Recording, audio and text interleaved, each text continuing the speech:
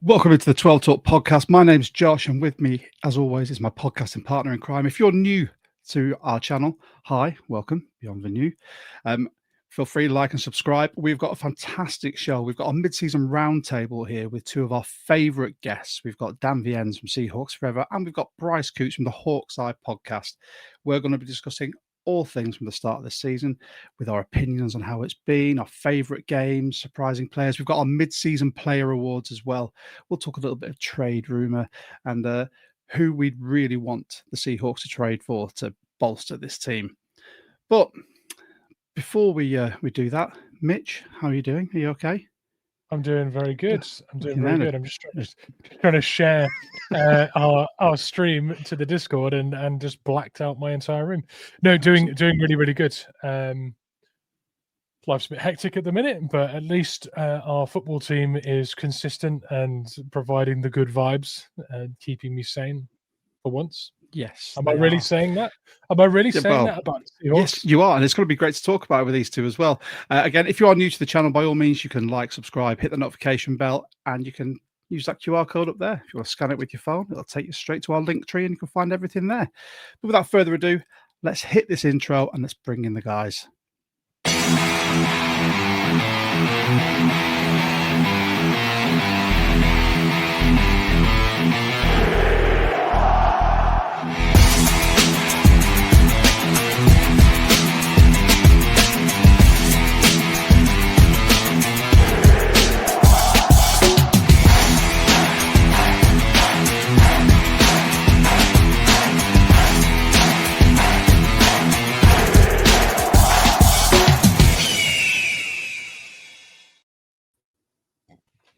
Gentlemen, welcome. Where? There's at least one here. Come on.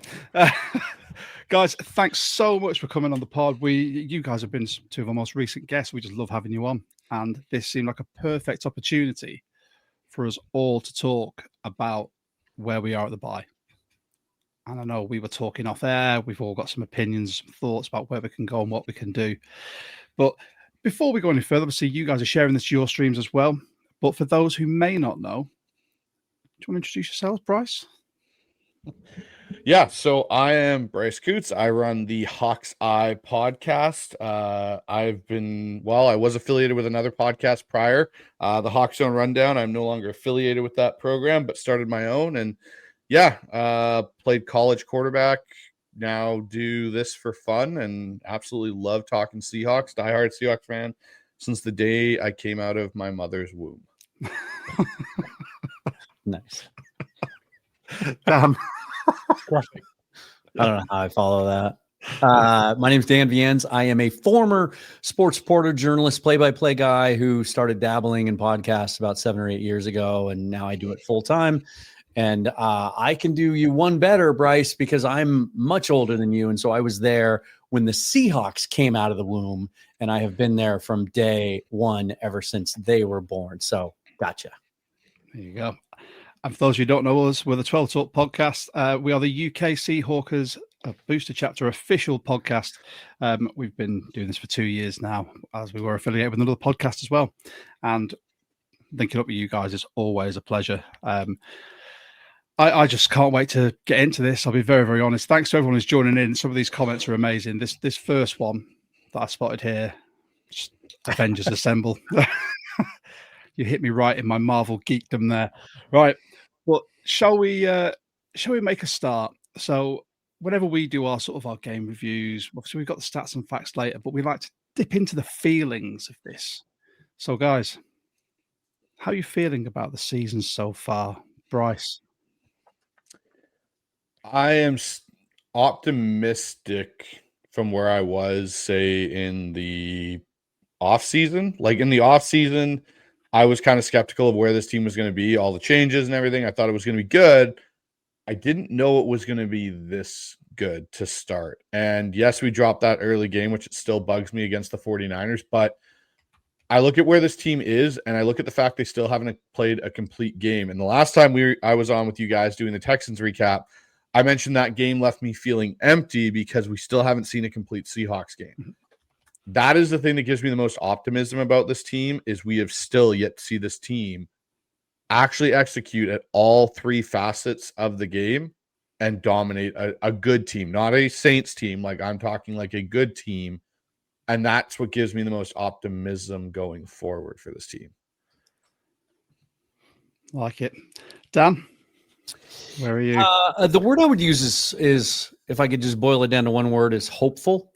Almost went with relief. And what I mean by that is we had, as Bryce touched on, a lot of big questions in the offseason, especially in regards to this offense and what it would look like. New coordinator, new coaching staff, 6 new starters, including your quarterback. Like you can't start much more from scratch than that. And as much as I was hard on the national media for maybe not believing in the Seahawks enough this offseason, I understood where they were coming from because of those same questions. And so to sit here 7 games in and see how good this offense has been, and as much as we can nitpick a thing here or a thing there or a play here or there, like they've consistently, even week 1, which, we still have a lot of stress about, like the signs were there. And then since that week, we've just seen it build and grow each week, and it's happening before our eyes. The development of a franchise quarterback that just a couple of months ago, we weren't sure what the future was going to look like. And an offensive line that's been so maligned over the last several years, 7, 8, 9 years, take your pick, coming together and playing at a level we haven't seen here in a very long time and allowing this offense to be as functional and successful as it has been. Those were the biggest questions. And so to see that happening before our eyes and pairing it with this defense that is looking every bit as good as we thought it was going to, and without all 11 preferred starters on the field at the same time, which I think we're going to be able to see on Sunday. It's really, really exciting. And now you can kind of take a deep breath at the bye and start to dream a little bit on where this team might end up. Yeah. Mitch, what are your thoughts? I think we're every bit the contenders that some people thought we would be. I think that the one real stat that backs that up is the fact that we're 5-2, and the 2 games we lost were a combined loss of 7 points. It was 4 points against the Niners. It was 3 against the Bucks. So even when we're getting beat at the moment, we are right in the game. So it's a 5-2 record that could have been a 7-0 record, honestly. I think we are right. We are right up there, and we deserve to be top of the division right now. We're 5-2, joint with the Rams, but we've looked every bit as good as they've looked, and people are really going on about the Rams. So, we're contending. Yeah, I agree with all your points. I think it's one of those where the start of the season there was such little expectation due to new OC, new quarterback. We expected the defense to be good, just the way they finished the season last year. And as much as some of us have given Harbaugh some grief, where special teams last year weren't great, they're starting to come to the fore as well and make some big plays for us. I think there's a sense of optimism, which is so weird to say as a Seahawks fan, about where this team is heading, because we're starting to see, as Bryce said, and Bryce said it in the Texans show with us, we've not had a complete game with all 3 areas playing outstanding. But it looks like it's coming. And when it does come, holy smokes, that's going to look amazing. And there's been some comments in already coming in saying, if that does happen, watch out, could be Super Bowl bound. And me and Mitch have said we think it's a 3-year rebuild to get to that point. But they seem to have put their foot on the gas this year, and they are going for it. So with that, talk about this year. Let's have a look. Our current record versus the predictions that we all had. I know, Dan, you don't like to make preseason predictions, but you did this year, I think, didn't you? I did. Yeah. Yeah. So I just want to have a quick chat with you guys about sort of where you thought we'd be at this point. Obviously, where we are at the moment, and then where you thought we'd be. Oh, for me, we're kind of right on track where I thought we were going to be. I didn't have us losing in up to the bye week. I didn't have us losing to the 49ers, but I did have us losing to Tampa Bay and Jacksonville. So I had us at 5-2 going into the bye. I still have us as a 13-4 football team. And the more that I have watched them play up into this bye, the more I believe 12 or 13 wins is a real possibility. Now, Dan will throw me under the bus and claim that I'm the reason he changed his prediction, but he said it on multiple shows. I will stand firm. I am still sitting on 13-4 Island because looking over the back half of this schedule, you look at teams that we expected to be good this year, like the Vikings. The Vikings are falling apart. Carson Wentz is done for the year now, and they have to throw JJ back in there. So it'll be interesting to see what happens there. But the Rams game is going to be their next big test because it sounds like even from Adam Schefter today that Jaden Daniels may not even play on Sunday night, and it may be Mariota. So there's a bunch of teams that I think we all kind of circled on that back half after the bye going, this is a key game. This is a key game they have to win. Those games are looking different. That Rams game is going to be the first test for this team in the second half, I think, where we got to look at it and be like, okay, if they win that game, then to the point of, I said 13-4 and boldly 2 playoff wins. That makes things a lot different for that Seattle Seahawks team. So I'm sticking with my prediction that I had. Nice. Dan. Well, Bryce is right. So, wow, man. Okay. I sorry. I just came up with I'm a big sucker for wordplay, and I just came up with the title of a show someday when Bryce is on my show. How have I never thought of that before? The Bryce is right. I don't know. I don't know. Okay. This is creativity happening right in front of your eyes, folks. So yeah, when the schedule first came out, I went 11-6, and I was trying at that time to be as conservative as possible, even though I was really optimistic about all the changes they made. But I understood that those changes might take some time to sort of come to fruition, right? And then I did get overly excited after the start they got off to, and Bryce recruited me over to his side. And for a minute, I was on 13-4 Island with him and with John McGrath. Shout out to John.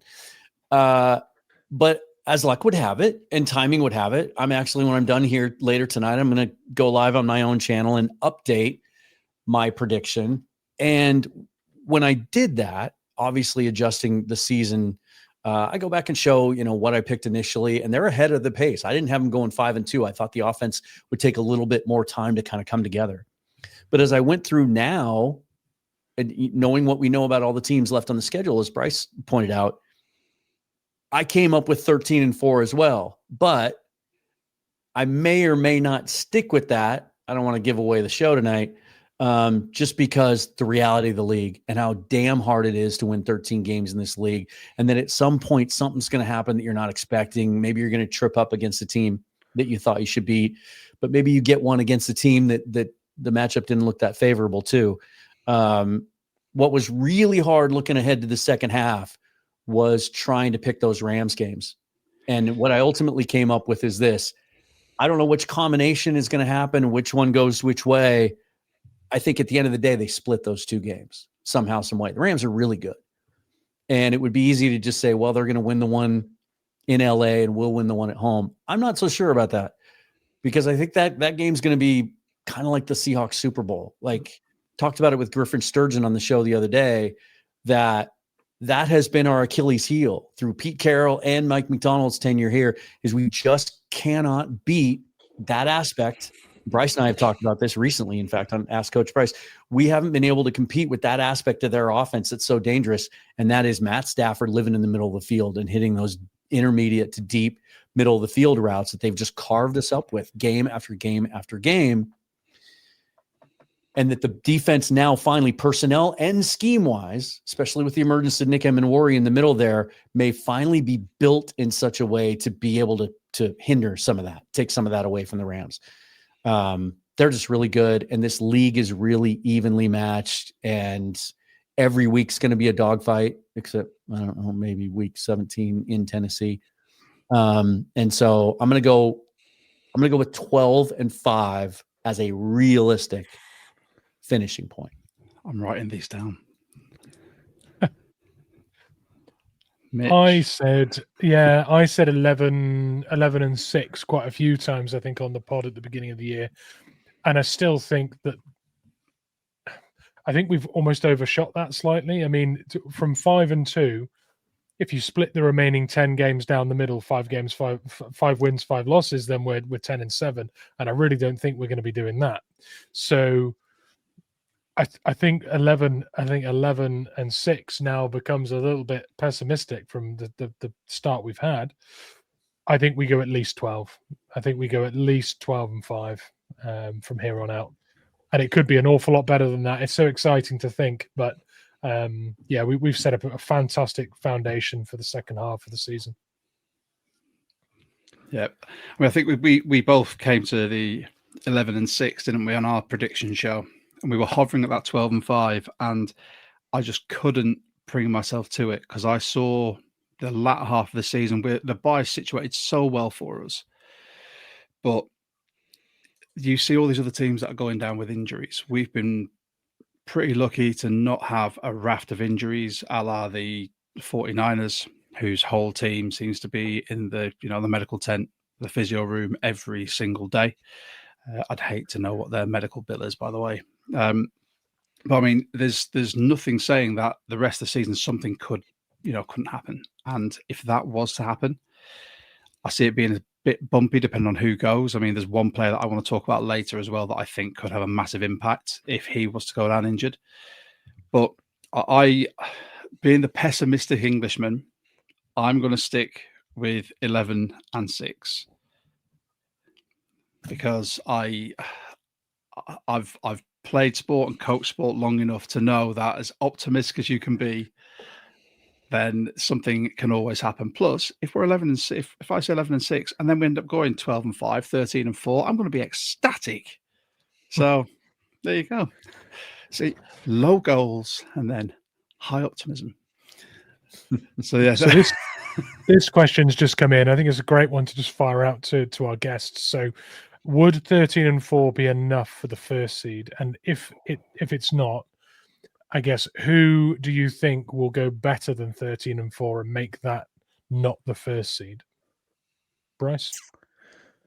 Ooh, I think it could be enough. I think the couple teams you're going to be chasing, the Eagles will be one. I think the Eagles' schedule for them and the way that they play football bodes well as the weather gets worse. They run the ball. They won their last game over the Giants here without A.J. Brown in the lineup. And I think Tampa Bay is a real team to be concerned about. Like, Tampa Bay gets healthier. Yes, they've lost Mike Evans, but Godwin eventually comes back. McMillan comes back. They get healthy. They already have the tiebreaker if it came down to that. If you both finish with the same record, they're the higher seed because they did beat you. Those are the two teams that, like, if I'm today saying who could hold Seattle out of that first place with having a similar record or better, it's one of those two teams for me. What about you, Dan? Yeah, just before this question came in, I was just looking at the schedules of the other teams that we're kind of competing with, and the Bucs might have the easiest way ahead of them. They play it'd be a really interesting game, interconference game this week against the Patriots, but they go the next 3 weeks to go Patriots, Bills, Rams. That's a pretty tough 3-game set. But then it goes Cardinals, Saints, Falcons, Panthers, Dolphins, Panthers. That's how they finish the season.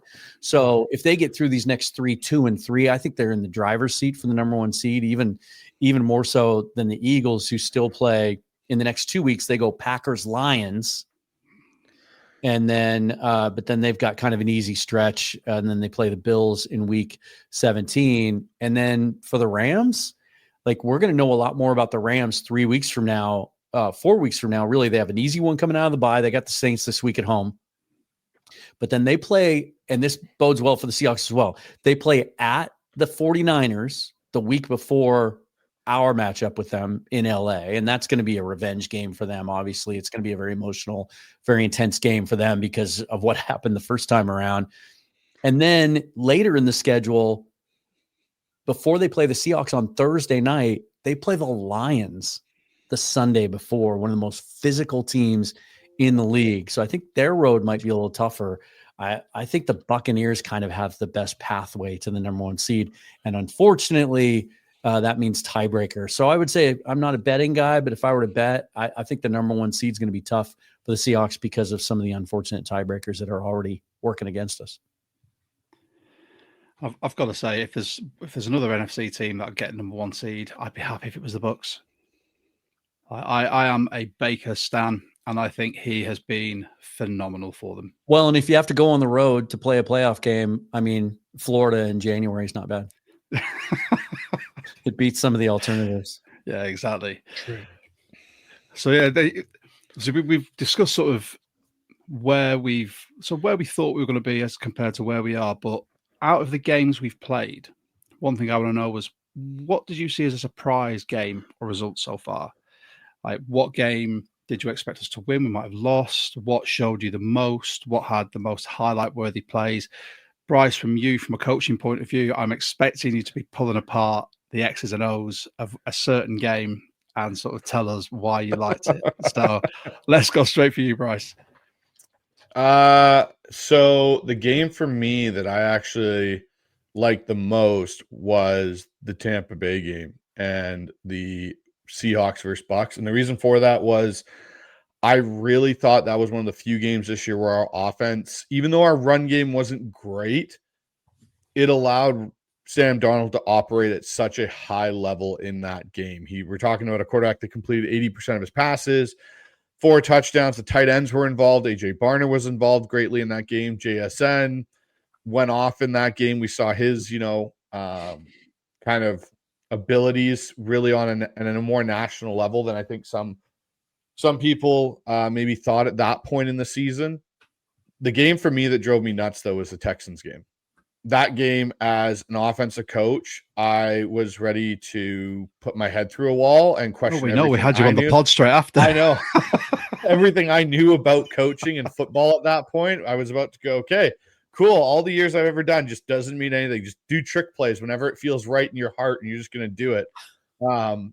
But that game, and I think the best thing about that game happening when it did is it kind of, I think, for this bye week and this self-evaluation week is much better to have that happen going right into it and have it fresh at the front of your mind than having that in week 2 or having it after your bye week.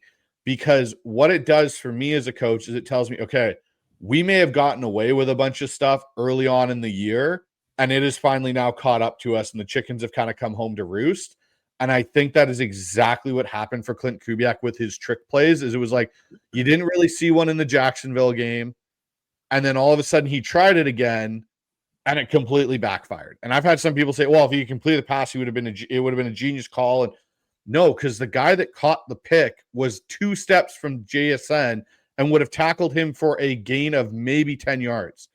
That is not a fantastic trick play that goes, "Ooh, look what I did. This was brilliant." So for your question, Josh, those are the games for me that stand out the most. I could have predicted you were going to say something about the Texans game. You were fiery on our last pod. Dan. You know what's funny about this, and we didn't compare answers ahead of time, but I'm the exact opposite of Bryce. Like, my most disappointing game is the Tampa Bay game because I just never, even with some of the injuries we were facing that day, just never anticipated a complete and total no-show from our defense. Didn't think we were going to see a game like that this year where we give up 35 and we can't even force a punt and the other team just kind of runs up and down the field against us. And especially on a day when our offense is clicking on all cylinders. So that was a real bummer. You know, the silver lining there is the reaction to it.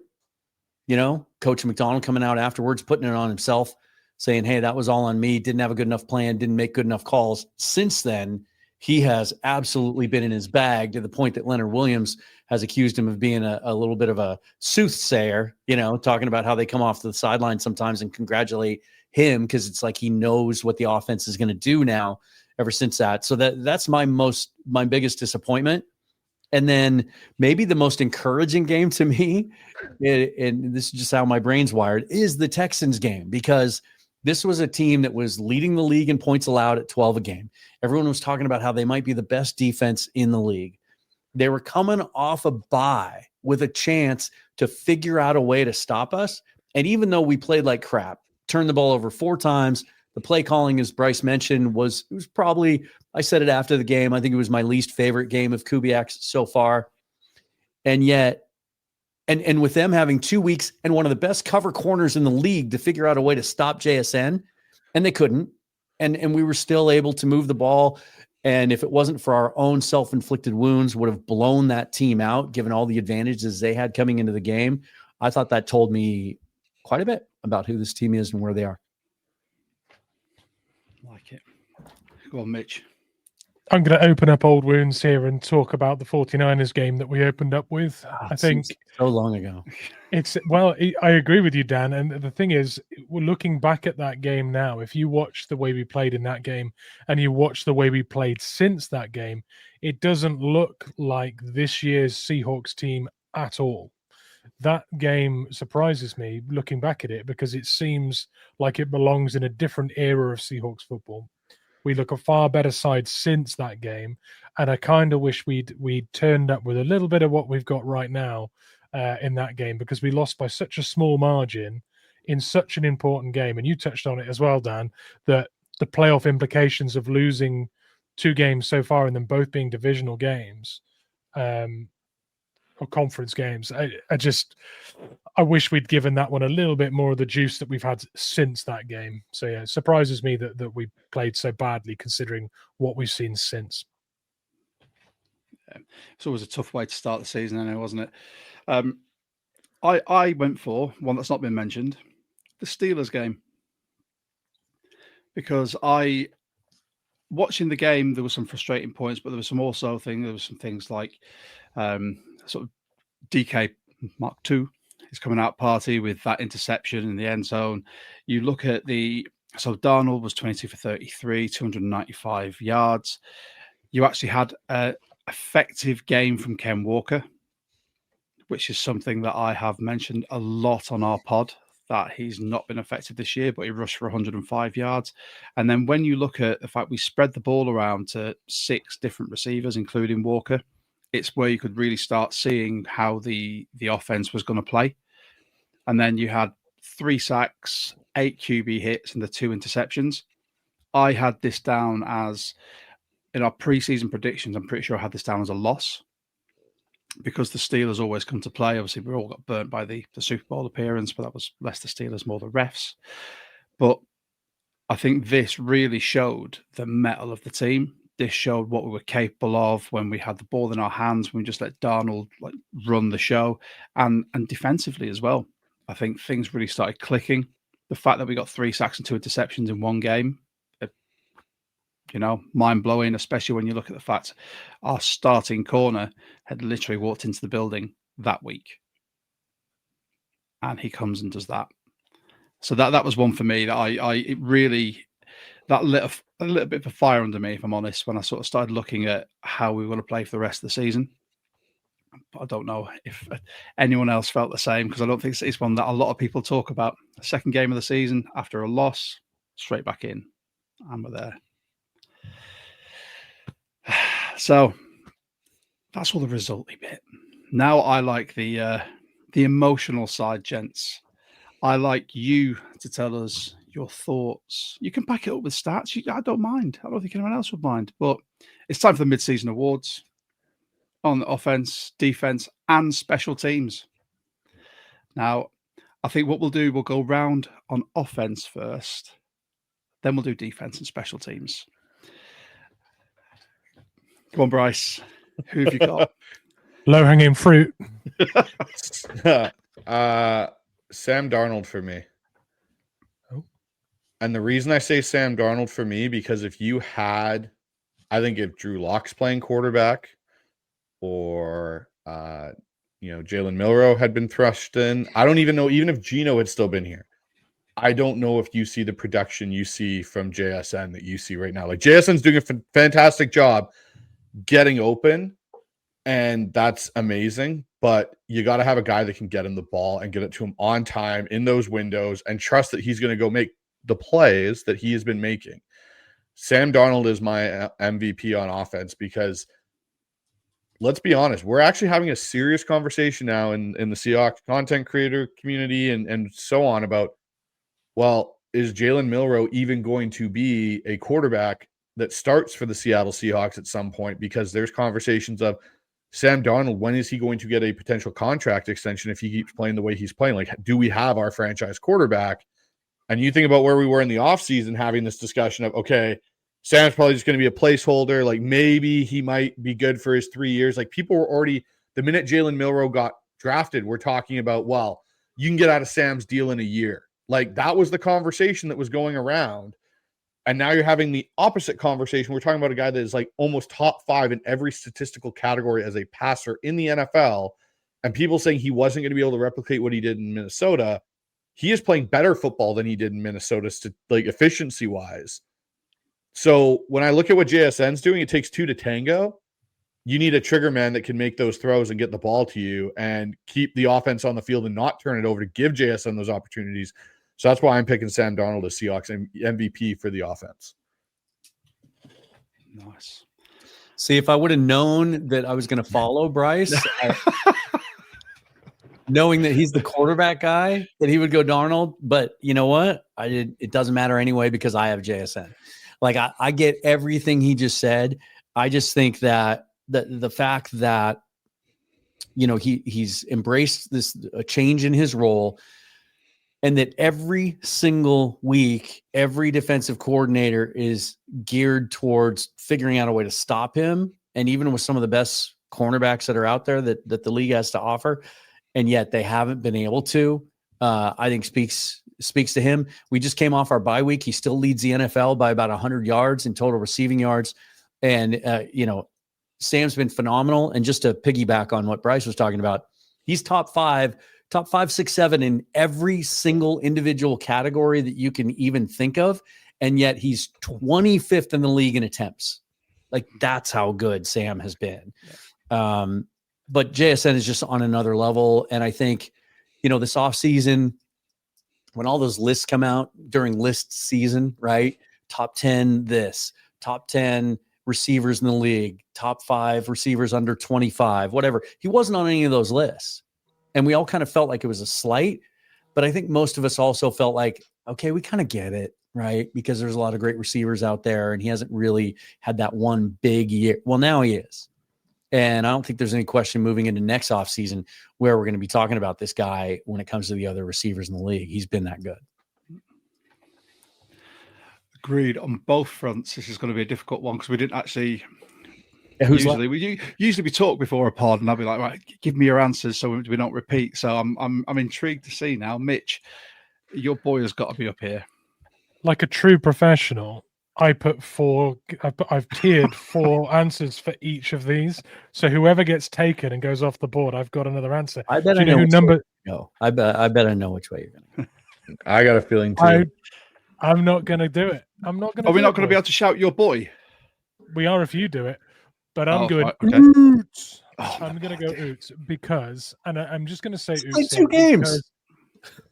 Yeah, but they were our running game's best games. There is nothing like following Oots through a hole. He is just an absolute. He is the catalyst in this offense when it comes to meshing everything together. The best things happen when Oots is out there forcing the holes and getting up to the next level and just causing mayhem. We have not been the same since Oots, and I've not enjoyed a game as much when Oots isn't playing. So for me, in the absence of being able to pick JSN or Darnold, I'm going to go Oots. Even if it's just because he's been the biggest surprise impact or surprise package. And you know I love that pick. We love some Oots on here. You're going to go Zabel. Yeah. So many candidates. I've got you down, don't worry.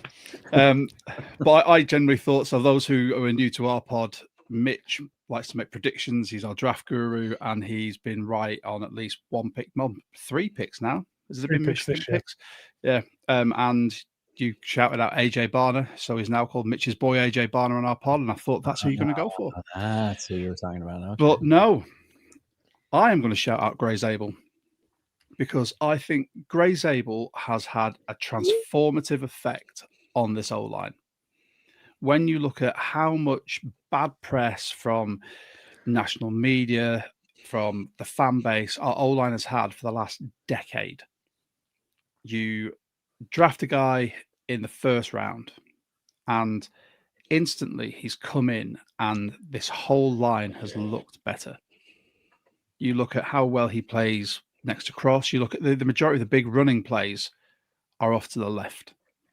And that's because they're going behind Cross and Zabel at such a frequency. I mean, he's not allowed a sack this season, and he's a rookie. Like, that's mind-blowing. When you think about some of the sort of interior D tackles he goes against, and he's not allowed a single sack.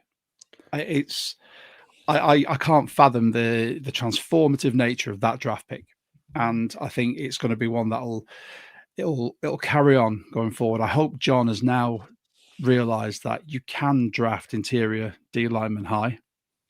You might be able to trade for them as well, and we may see some more coming. But with that, I think we've also got some other things to talk about afterwards. So there we go. Darnold, JSN, Boots, and Gray Zabel.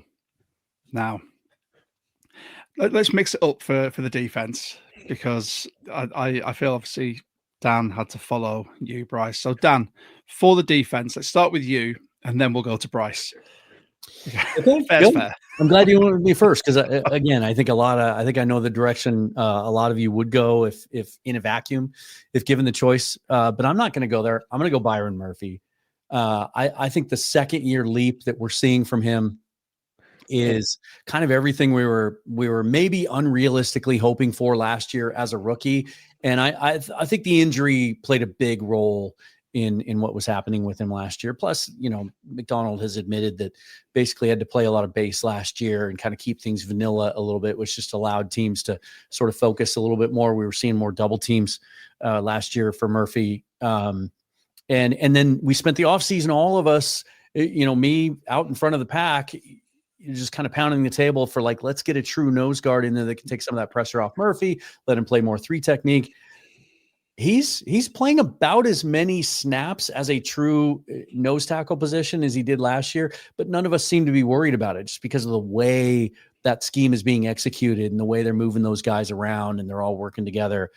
So I don't worry about the toll being taken on it. I don't worry about it impacting our run defense because it's been stellar. Just like Ernest Jones said a month ago, he said, good luck. If you think you can run the football on us, good luck. And now we're starting to see that pass rush juice out of Byron Murphy. And people are starting to take notice of the drop knee technique that was so cool on his college tape and actually translates to the NFL. I think for anyone that might have been concerned last year that it wasn't as good as we hoped in his first year, I think now they understand this is a special player who has an opportunity to play at a all-pro level at some point in his career. And we're seeing that ascension and just how great of a young player he is. And young is the key word there. I think he's still only just 22 years old. That's ridiculous, isn't it? Bryce, who have you got for us, dude? Well, I think everyone would expect me to go with Big Cat or Ernest Jones, but I'm not. My MVP for defense is DeMarcus Lawrence. And the reason I say it's DeMarcus Lawrence is we saw the impact without him in the lineup. A prime example being that Tampa Bay saved the season in a way. Yeah, 100%. And we saw the immediate impact of getting him back in Jacksonville. And that for me is when you look at an MVP, you look at someone that if you take them out, what is the direct effect or correlation to said unit or team? We took DeMarcus Lawrence. Our run defense wasn't as sharp, especially on the edges. And as much as he may not have been getting sacks, the pass rush he gave to that unit with Derek Hall, with Boye Mafe, you could see DeMarcus Lawrence still had a lot left in that tank to give. And so for me, now that you see his impact in this Jacksonville game, in this Houston Texans game, even in the other games that he had played prior, then to not have him and the drastic effect it had on that defense that particular Sunday, I think DeMarcus Lawrence is definitely the MVP of the defense for me right now at the midseason point. I like it. Mitch. Ooh, well, the top 2 candidates on my board. Oh no! I've still got Leonard Williams there. I think Leonard Williams is still the leader. Well, he's one of 3 huge leaders on this defense, right? We've not seen Love in the backfield as much. he's not been there, and he was such a big leader for this team. Leonard Williams always was, but didn't need to do as much because Jay Love just seemed to put that team on his back. He's been a brilliant leader. He's been incredibly consistent. He's still eating up double teams and causing havoc, and everyone is feeding because of him. Even when he doesn't feed, everyone else does. His levels of effort and consistency are, for me, unmirrored in the league. He doesn't get the plaudits he deserves, truly. And he's there doing it. And yeah, I just love Leonard Williams. Yeah, I think Big Cat again is one of those transformative players, and he's been just outstanding since we got him. Like I said in our pod about the Texans, though, no one's going to talk about him for a Defensive Player of the Year because he's up in Seattle in the Pacific Northwest, and unfortunately, that's one of those where people only look at, oh, he's got 18 sacks this year, which is ridiculous. I'm going to talk about a player who has already been mentioned in the chat, who I spoke about, a transformative player on offense. Michael, it's like you've watched this show before. I'm pretty sure Josh won't go Reek. I might surprise you, you know. But no, I'm not going Reek. I'm going to go with what could be classed as low-hanging fruit here, but Ernest Jones. Right, we talk about the transformative effect of Gray Zabel on the O-line. The transformative effect that Ernest Jones had on our defense last year when he came in can't be understated. And he's carried it on this year. 3 interceptions already this year. From middle linebacker, he's everywhere. He commands this defense. And a defense with so many leaders as well. When you look across the board from Julian Love at safety, from Witherspoon, from Lawrence, Big Cat, Jay Reed, he leads this defense. I think he is, someone put it in there, he's the straw that stirs the drink. For me, in the middle of this field, and I think Dan said earlier about having Emanwari in that backfield as well, which is going to help cover the middle. I think Jones is doing that as well, and it's something that has been so understated about his game. And you look at whenever you put people next to him. Last year it was Tyrese Knight. This year Drake Thomas is balling out. Just the confidence that they play with next to someone like Ernest Jones. He may not be a week-to-week captain, but he is 100% a captain of this team. And I am so glad that we got him. And he wants to be in Seattle for the rest of his career, which is music to my ears. I mean, Daniel Jeremiah's latest thing is every week that he goes on local radio here for his weekly segment with 710 Seattle Sports, he says right now, Leonard Williams is Defensive Player of the Year in the league, period. He should be. Yeah, it should be. But then when it comes to the vote for it, will he get them? Yeah, and that's always the issue. We have this. There's the long running story of Russ was never MVP candidate. When you look at some of the seasons he had, is that because of where the Seahawks are based? Who knows? I do think it'd be a massive slap in the face, or it could just be something else to stoke the fires for Big Cat if he doesn't get it after the season he's having. Yeah, hopefully some of the national voices will kind of give him some momentum. Brian Baldinger's another guy that's been really outspoken about the fact that nobody's playing defensive tackle better than that guy right now in the league. Yeah, Baldy's breakdowns of him are fantastic as well. I think Wilson was never going to win an MVP as long as he was making Subway adverts. Just putting that out there. Nobody's making that vote. No one's turning in that card after seeing that advert. I'm sorry. Unlimited, yeah. It's that's what did it. It was the Mr. Unlimited. That's absolutely awful. Right, special teams, special players, special plays. Bryce, I'll let you go first on this one. Okay, so for me, it's Chaz Surratt.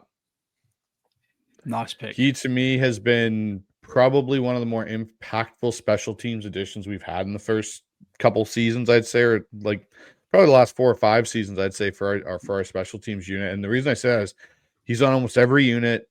He's in and around the ball. It's usually him or Brady Russell that ends up with the tackle. He made the key springing block for Horton on the big punt return that we saw in the Saints game where he completely annihilated the last man, which was the kicker. So for me, it's Chaz Surratt. Obviously you could say Myers or Dixon, but I think Dixon has been underwhelming this year, and Myers again has missed some field goals he should have made. So when I'm looking at special teams, I'm looking at guys that prevent things from happening, and Chaz Surratt's probably been there with Brady Russell for me. I like that. Dan? I'm going to take some liberty with the parameters here. My most outstanding person on special teams is Jay Harbaugh. Everybody wanted this guy fired in the preseason because of a couple of bad punt returns in the preseason. Like these units as a whole have been outstanding. Is anyone playing better at special teams than the Seahawks? Like overall, right? They've blocked kicks. They have a punt return for a touchdown.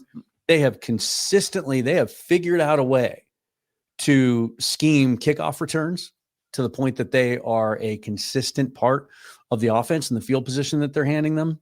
I just think they've been outstanding as a whole, and I think he needs some credit. So I'm here for it. Love that. Well, Mitch. Bryce said special teams is about preventing things from happening, right? He made that comment just now. Well, do you know who's preventing something truly awful from happening? Torrey Horton returning punts, because that means we haven't got D. Williams on the roster. That, for me, is the sole biggest upgrade on last year, is the fact we are not hiding behind the sofa every time we're returning a punt. There was a period last year where, honestly, I felt we were most vulnerable catching a ball and running it back. That was the biggest glaring hole on our roster. That is not a factor anymore. And we have Torrey Horton to thank for that. And also, I think he held a record beginning of the year, wasn't it, when he'd scored 3 touchdowns as a rookie on... I can't remember exactly what the stat was, but he broke 2 records in one game when he returned that 96 yards? 96 yarder. And then he also broke a record for scoring a special teams and a receiving touchdown in a single game as a rookie. I think that was a record as well. It was something like that. Either way, he's made an impact on special teams. That means we don't have a horrible punt returner out there. So happy days. It's amazing how legendary some players can be for what they didn't do or did in such a short period of time. D. Williams right up there with Drew Nowak as being just legendary. This was a difficult one for me because I wanted to look at the defensive side of our special teams. But the more and more I looked at it, the more, obviously, Mitch mentioned about Torrey Horton. I'm going George Halani. I think having Horton and Halani being back there to receive kicks has been so steadying for us. Where previously, like we've mentioned, D. Williams, there's been sort of Derek Young has chucked in there, and Derek Young's been good on returns as well. But I think Halani just brings that consistency. He's going to try and hit a hole, but if he can't find the hole, his head is going down. He's just going to try and gain some extra yards on every single return. And he's got a legitimately safe pair of hands there. I've loved having him actually on the active roster as opposed to floating on that practice squad. I think he's just been brilliant. And if he's our RB3, now Kenny Max out, I'm more than happy with that as well. So yeah, there we go. That's the mid-season awards. Now, the next part is hyperbole. This is what we've all heard on the grapevine, and this I think is where you're going to get people in the comments people have already commented who they want or who they think we should get. Let's talk some trade, rumors, targets. Now, we spoke offline before we came on live as to who you think we should go for, who is a definite consideration for us. Let's have an open conversation. Now, Bryce, you said that you've received some feedback from someone about a certain player. Let's talk about that. Okay, we'll talk about that. So yes, I have heard that Seattle could be interested in acquiring Jackson Powers Johnson from the Raiders because he is a guy that is very disgruntled in Vegas. They don't have a way forward with him with the current staff, and He wants out. The Raiders want to kind of move on and I think reset in some aspects. Again, he wasn't drafted by this regime. So I think there's a fair opportunity. And from what I've heard, that is a opportunity Seattle could be very interested in pursuing at the right cost. And I think it would be a fantastic pickup. I think it would. I think it solves your center's problem for years, not like right now. What happens to the right guard then? I don't know if there is an answer to the right guard on this roster right now. As it currently constructs, I think you kind of, if you move Sundell over, I don't know if Sundell's better off in that spot than he is at center, because some of the issues I've seen with Sundell, and I'm a big Sundell advocate, me and Dan both are things that I think are just limitations for him in general. I don't know if they get better with him moving to guard. It may help Anthony Bradford out a bit, but again, I don't think Anthony Bradford is the right answer at right guard. I think your right guard option will either be a potential free agent or a draft pick next year. I agree. And I think this line is playing so well overall, right? Especially in pass protection. You don't want to mess that up too much. And so if you have an opportunity to get a clear upgrade like JPJ, a guy who was incredibly high on coming through the draft process, and it should say something about how much I like that player's game, that I do think he would be an immediate upgrade over Jalen Sundell, a guy that I like. But when we start talking about maybe swapping out both those positions, I think then you're really running the risk of messing with some of that continuity. I think what you bank on is when this line tends to run into trouble, and Bryce and I have talked quite a bit about this in our breakdowns, it's because the sum of the parts in there, right? Like Bradford has his weaknesses, but we're able to kind of work around some of those. Sundell has his weaknesses. We're able to work around some of those in a vacuum, but the two of them together sometimes causes issues. If you were to put Jackson Powers Johnson in there at center, his most natural position where he's the most comfortable, he's much more physical with a much stronger anchor than Sundell. That's where he gets into trouble. He's athletic enough though to get to the second level, a little bit more like Oluwatimi in that respect than Sundell, but he can do it. But because he's so much stronger and more physical, I think he's a better complement to what Bradford already gives you at the right guard spot, and that you can get through this year with that, and then you evaluate it again. I think if you genuinely have an opportunity to get this guy, and I can't believe, and I say this to people all the time that throw trade ideas at me of just how to go improve the offensive line, teams don't trade good young offensive linemen.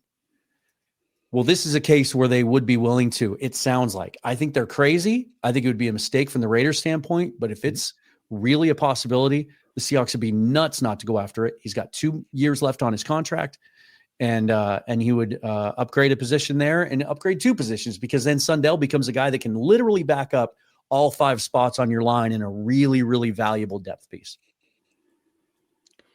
Yeah, I completely agree. I think Dan, I think you were on one of our pre-draft pods, and we were talking about sort of the center options, and JPJ was one of your draft darlings there, same as Mitch as well. Mitch pointed him out, and I wouldn't be mad at it. I think when you have someone like Sundell was obviously thrust into the limelight at center because of Olu's injury, and let's not forget, we're talking about all the trades. We've not actually seen Olu consistently with this O-line in a competitive game.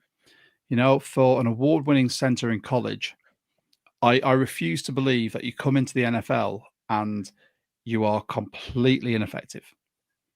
We've got an award-winning cornerback who, when we drafted him, I said outright, he will not be a cornerback in this league.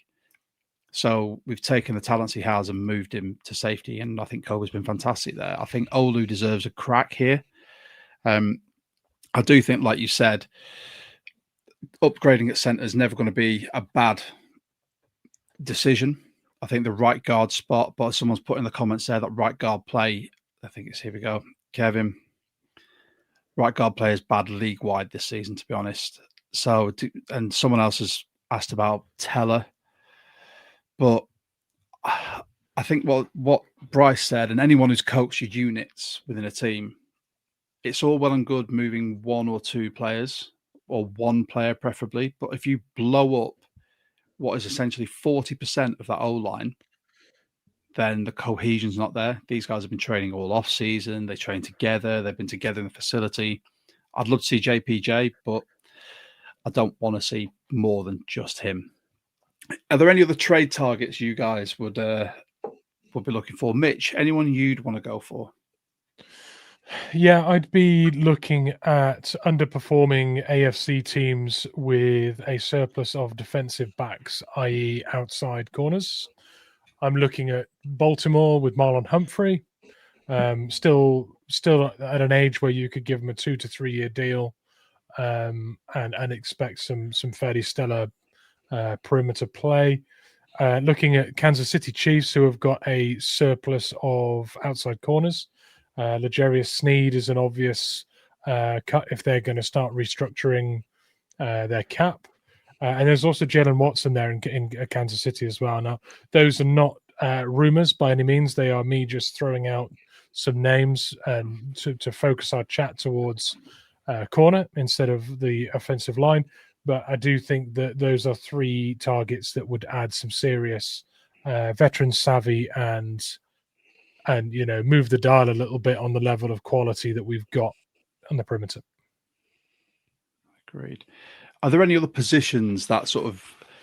I know everyone speaks about middle linebacker ad nauseum. I've flipped my thinking on middle linebacker just due to the coaching of Mike McDonald and this coaching setup. So you look at what he's done with Tyrese Knight in his first year. I already spoke about Ernest Jones. You look at how Drake Thomas has been playing as well. I think at the moment, it's sort of a 55 or 60-40 split between Thomas and Knight. It may even be more in favor of Thomas after the last game. But I think with what we have, I wouldn't want to waste draft capital.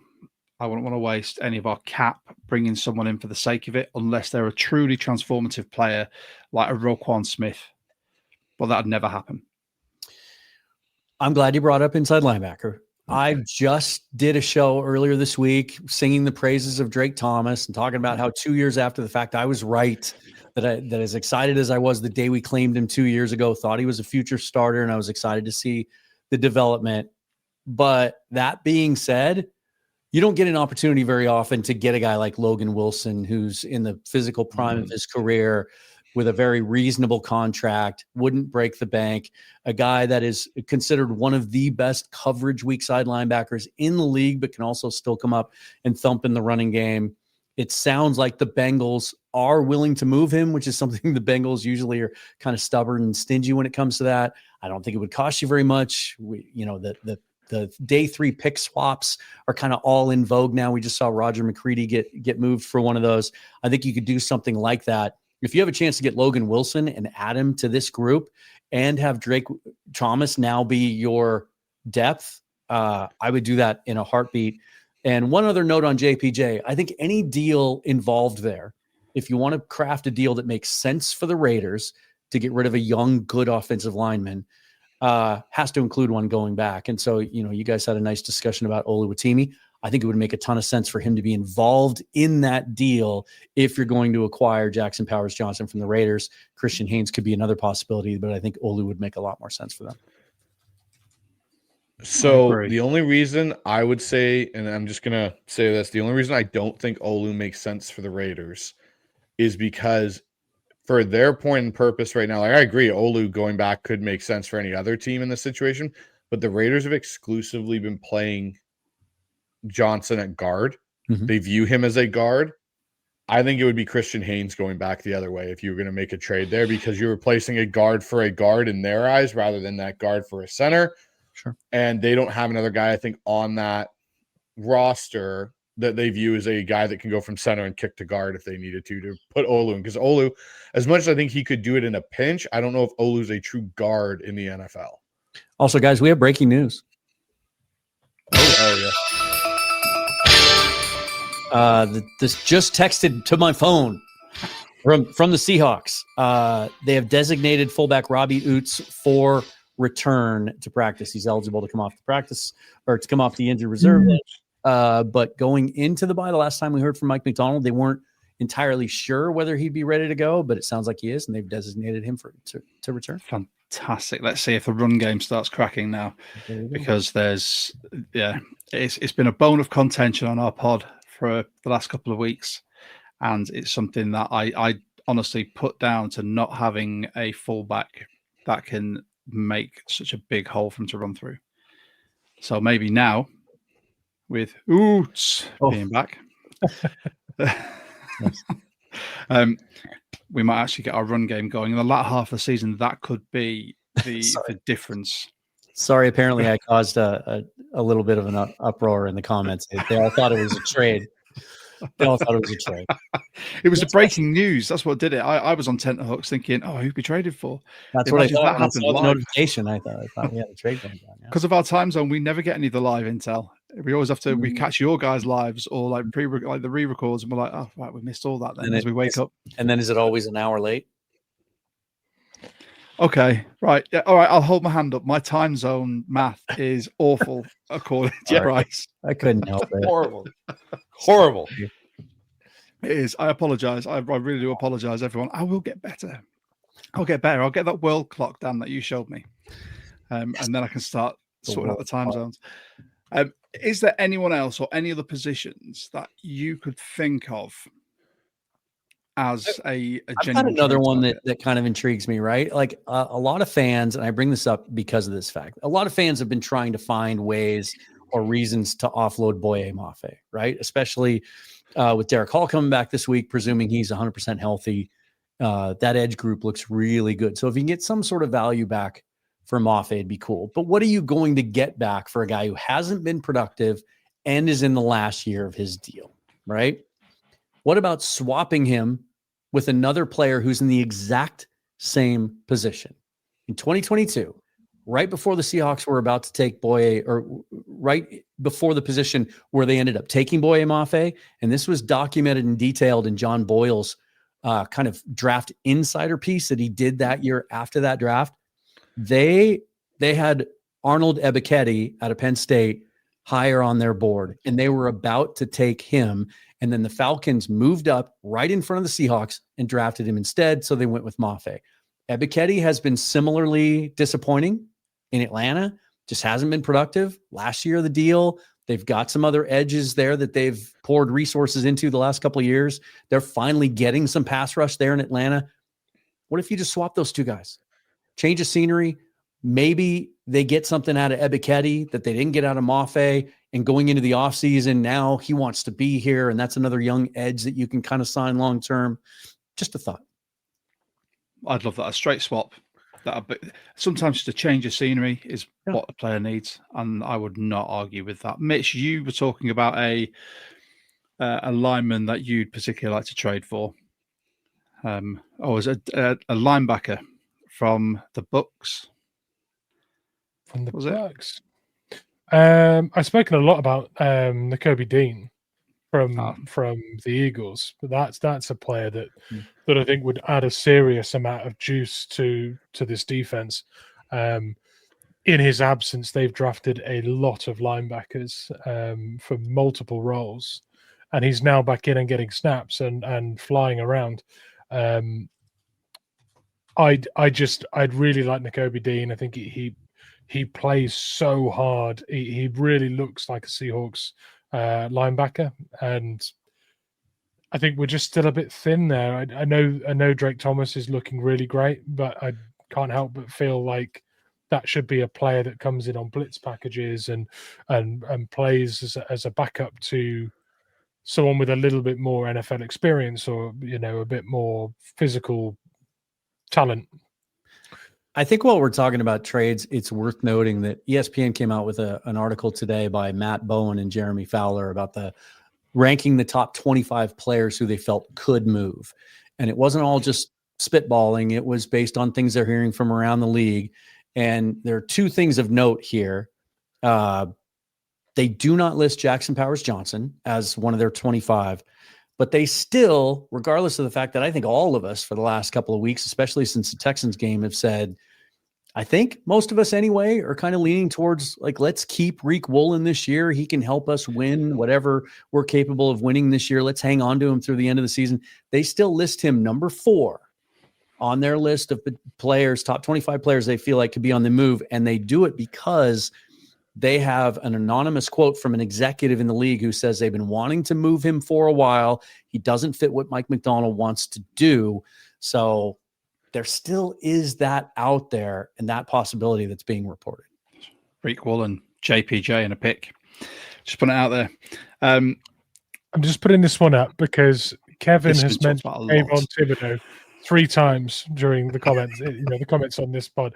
We have to. If you comment anything 3 times, we will put you on the screen. There you go.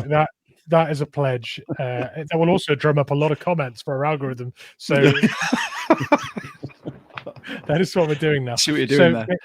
Kayvon Thibodeau. For me, Kayvon Thibodeau's not a guy I would take, and I'll say briefly why. At the moment, we're rushing for a lot, and we're rushing for that typically would deserve a double team. They are an absolute handful for teams. They are winning more often than not. They're generating a lot of pressure. Kayvon Thibodeau is not necessarily the kind of guy that is beating his man one-on-one or eating double teams. So I think if you traded for someone like that and paid him, because that is essentially what you're saying here, if you trade for Thibodeau, you're paying him. I think you sign yourself up for another player, a bit like Maffei, that doesn't necessarily fit the rush for sort of jigsaw puzzle. So Thibodeau for me is not the exact fit, but he is a talented boy and he is athletic, and he'll find a fit in a really good scheme. I don't think it's the way our D line's shaping up. I don't think it fits. Don't know what everyone else. It's funny though. In this article, they also list. They say their predicted chance of Riq getting traded is 50%. And then they name 4 teams that they think would be good fits and potential trade partners, and they're all 4 NFC teams. The Seahawks are not trading Riq Woolen to another team in the NFC that could potentially be a playoff team. It's not happening. I have one last name to add to this group, and it may stir up Seahawk fans, but I think it's probably the most realistic addition lineman-wise if we were to get a lineman, and that's Wyatt Teller out of Cleveland. And I know it'll stir a bunch of angst from people because of what happened with Chenna Nwosu, but, I had Corbin on my show. Corbin talked about it. Teller's got a good reputation as a good locker room guy, and I'm pretty sure him and Chenna can bury a hatchet 2 years now almost, or a year after it happened. And if you went to Chenna and went, hey, look, this guy comes in and helps us get closer to a Super Bowl or a deep playoff run, I don't think Chenna's going to sit there, especially on the deal he's on, and go, there's no way you're bringing him in. I won't play with him, because I think Seattle will turn around and be like, okay, bye, Chenna. Like, we'll find someone else to rush the passer. Like, this is where guys get over this stuff really quickly if they just have an honest conversation. Wyatt Teller would help the Seattle Seahawks because he also brings a veteran presence to that O-line. So he's someone I'd be interested in if Seattle was looking to upgrade at one position on the O-line. My only concern, and we might need to get Curtis Allen in on this one, is his cap hit this year would be pretty nominal. It would be about it looks like about $4 to $5 million, and then prorated by half the season, right? So that's nothing. But then he's got 4 void years tacked onto his deal. His dead money cap hit next year would be almost $30 million. I don't know how much of that. I'm sorry, that would be this year. Next year it would be 19.4, and you actually lose money against the cap. You would lose $9 million and a $19.4 million cap hit. I just don't know with the void years how much of that is acquired by the acquiring team as opposed to left with the trading team. So we'd have to figure that out. I just want to sort of bookend this part of the pod with the amount of people asking about Max Crosby. I do not think we would go for him. We wouldn't have the cap space. I don't think the Raiders would move. They'd work something out. If that meant getting rid of someone in the back office, Pete, Gino, whoever, to keep their prize player. Well, in some of the reporting this week, Diana Rossini, Albert Breer, those guys are saying that the Raiders they're not moving. No, they're not moving them. No, it's not happening. Why would you? And with that, it sounds like the Bengals are also still not willing to move Hendrickson even in the last year of his deal. And now he's hurt. So that complicates matters too. I pity those two players. So we'll round off the trade talks in the pod with our predictions. Now, we've already given what our season predictions are going to be. Now, I'm going to put a little spin on this. Knowing the games that we have left, can you foresee any surprise wins or losses? I know we're all looking at the Rams. We've got the Cardinals again. The 49ers, the last game of the season. Are there any games you think could be sort of like could trip us up? I think the Colts game, which I don't think anyone had circled at the beginning of the year as a trip up game for Seattle, that game is going to be tougher than I think most people anticipated at the beginning of the season. I also think the Falcons game could be an interesting one for Seattle. That's going to be one that they're going to be, I believe, in Atlanta for, depending on who's playing quarterback. But those are two for me that I've kind of got circled where I go, Colts definitely going to be a tougher opponent, especially with the way Daniel Jones is playing. Jonathan Taylor looks rejuvenated down there, and that Falcons team plays well some weeks and then completely is like Jekyll and Hyde and plays horrible other weeks. I think those two team games for me on the back end of the schedule, outside of the obvious Ram ones, are ones I look at and go, it'll be really interesting to see which Seahawks teams show up that day.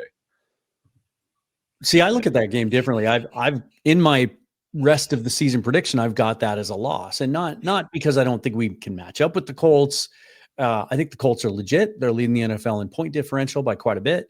They're really balanced both sides of the ball. I just had to find losses somewhere in the second half. And because of how well the Colts have been playing, I just figured that would be one to pick. The one that I would think, if you're asking about one that maybe unexpectedly might trip them up, I think that Cardinals game 2 weeks from now has all the makings of a trap game. If you're coming off what I expect to be a pretty convincing win on Sunday night against a Commanders team that is nowhere near the team that went to the NFC Championship game last year, and their defense is really struggling, and we don't know if Jaden Daniels is going to play in that game, or if he is, he's going to be coming off a break. Then I think, with the Rams looming the following week, and as much as we've been able to handle the Cardinals, they might look a lot different in 2 weeks. It might be Jacoby Brissett instead of Kyler Murray, or it might be a rejuvenated Kyler Murray if he comes back after sitting for a few weeks. That kind of has sort of the classic makings of a trap game, and one that I'd be a little leery of. Mitch? I'm going to be Captain Obvious here, but the Rams games can go either way. We could win both, we could split them, we could lose both. Honestly, I can't call it. All the possibilities then. All the possibilities. I mean, I'm not. I mean, you're asking me for a prediction. I'm telling you, I can't call it. But I do. What I do think as a prediction is that will define a lot of our season. Those Rams games, it feels like we're on a collision course with the Rams, and those two games both feature in the second half of our season. So. We can turn the season into a triumph, with good results and performances against the Rams, or we could crash it. So there's quite a lot riding on those games for me. Yeah, agreed. I've got the first Rams game down as a loss, and then we beat them in the second one. I just think we're going to go in there with the swagger of how we're playing, and I think they're going to get one over on us. But I think that Mike Mack will pull it out of the bag for the last game. So with that. That is our mid-season roundtable pod done. We'll wind it up here, chaps. I want to say a massive thank you. Can I throw one little tidbit in? Because yes. I kind of left everybody hanging a few minutes ago, but I asked ChatGPT what the contract would look like for Wyatt Teller and got my answer. So I was correct about the cap hit. It would be barely over $3 million for the rest of the year. And then after this year, the 4 void years, those are 100% the responsibility of the original team.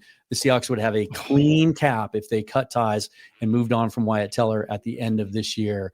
So it would literally cost you next to nothing to acquire him outside of obviously the draft pick compensation that it would take to get him.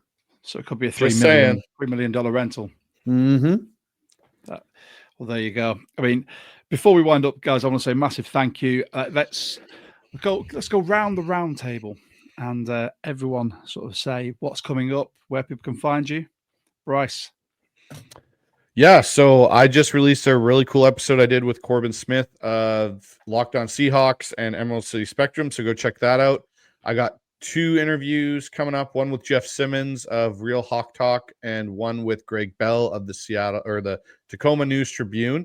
So those will be out. And then Wednesday night live, and I'm sure Dan will mention as well, we have our live Seahawks Syndicate show with Brandon Kane and Mookie Alexander joining us, where we'll kind of do exactly this. We'll have a mid-season roundtable recap and kind of look at the forward into the potential of what this team could do in the back end of the season. So that's kind of what's got going on over on the Hawks side.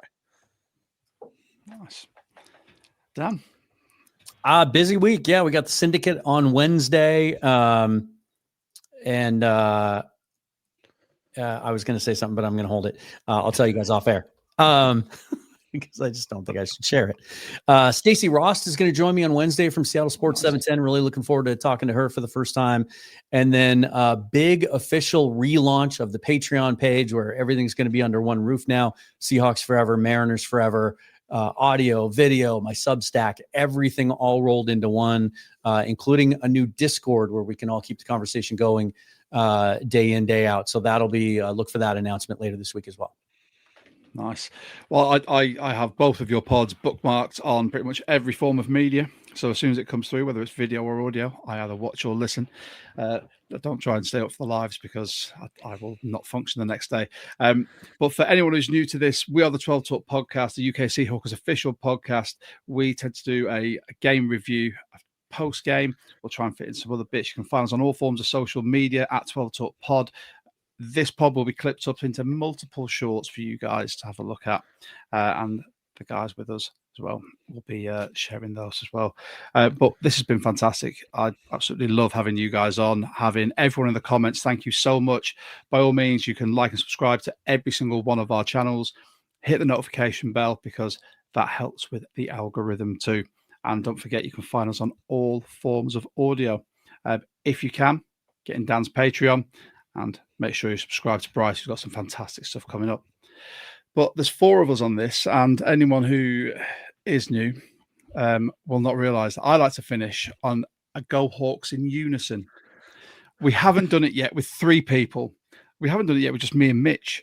So I want to see how bad this could be with 4. So, gentlemen, are you ready? Dan's actually got whiskey in that cup. He knew this was coming. Right, I'll count us down from 3. Thank you very much to everyone who's joined in live, left your comments. I said like and subscribe. But from me, from Mitch, from Bryce, from Dan, I'm going to say on 3, gentlemen. 1, 2, 3. Go Hawks.